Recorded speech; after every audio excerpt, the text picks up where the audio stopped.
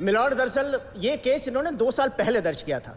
इनका कहना है कि आगरा के पास इनकी कोई जमीन है जिसको इनके दादा से किसी ने छीन ली। दादा से नहीं, मेरे दादा के परदादा के परदादा के दादा से साहब।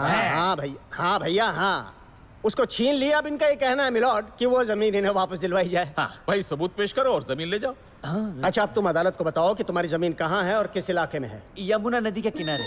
मिलॉर्ड, यमुना नदी के किनारे जमीन है। अच्छा, कितनी जमीन है? 80 बीघा जमीन है साहब, 80 बीघा। साहब कैसा है, मैं थोड़ा हिल सकता है क्या? साहब कैसा है, 2 साल पहले हमने केस किया था साहब, 2 साल पहले।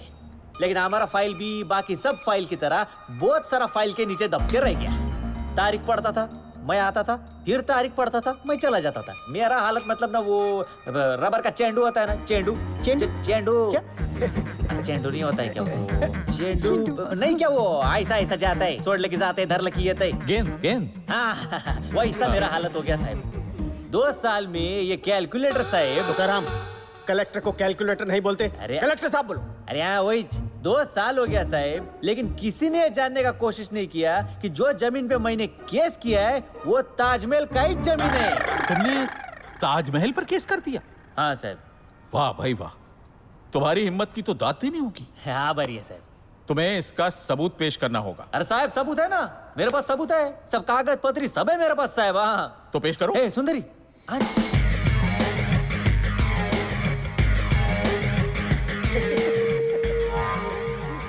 मिलॉर्ड, ये तो ऐसे कह रहा है जैसे खुद शहंशाह बाबर ने वो जमीन इसके पुश्तों के नाम की थी। क्या ये? बाबर नहीं रे, बाबर बाबा, उसका मुल्गा बेटा, उसका बेटा बादशाह हुमायून। बादशाह हुमायून ने लिख के दिया अच्छा? है, उसका सबूत है ये। हाँ ये सबूत है मिलॉर्ड उसका, ये देखो। हाँ ये सबूत तो तुम्हें बस बकता है ना, बस ठीक है। हाँ संभाल के जरा। हाँ? अरे भाई, इसे पढ़ने के लिए तो हुमायूं को ऊपर से बुलाना पड़ेगा। वो फारसी में लिखा है ना। ओ फारसी में। क्या लिखा है इसमें? यही कि जमीन हमारा है। हाँ वो बादशाह हुमायूं ने 1539 में लिख के दिया है। वो देखो ना, उनका हस्ताक्षर नीचे, नीचे मोहर भी है, उधर नीचे देखो, उधर देखो ना, उनका हस्ताक्षर नीचे। साहब समझ गए, तुम पीछे चलो। मैं समझा रहा था खाली। तुकाराम, हुमायूं ने तुम्हारे परदादा को वो जमीन लिख कर दी थी, ठीक? मिलॉर्ड साहब, एक बात समझ में नहीं आई। आप जरा सोचिए, हुमायूं जो है आगरा से निकला, वो महाराष्ट्र पहुंच गया। महाराष्ट्र पहुंचने के बाद उसने एक छोटे से गांव में जाकर के इसके मराठा परिवार को ढूंढा और उससे कहा, भैया तुम कहां थे? ये लो, ये जमीन के दस्तावेज मैंने आपके नाम कर दिए हैं, मुझ पर मेहरबानी करो, नहीं तो मुझे भारत छोड़ना पड़ेगा। Please please Tukaram. है अरे तभी अपने देश में अंग्रेजी नहीं था साहब, वो प्लीज कैसे बोलेगा? इस करेक्ट। उसने बोला कृपा करके रख लो।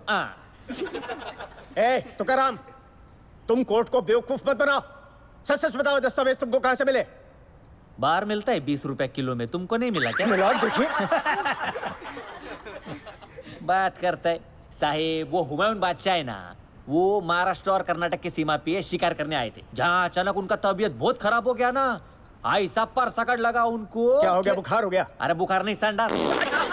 ऐसा संडास के पल पल पल पल पल पल बस।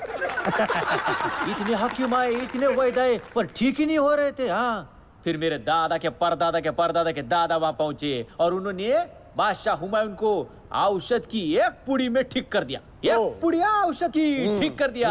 बादशाह हुमायूं खुश हो गए और खुश होके बोले, बोलो बोलो तुमको इनाम में क्या मांगता है, बोलो। हाँ, और तुम्हारे परदादा ने इनाम में ताजमहल मांग लिया है ना।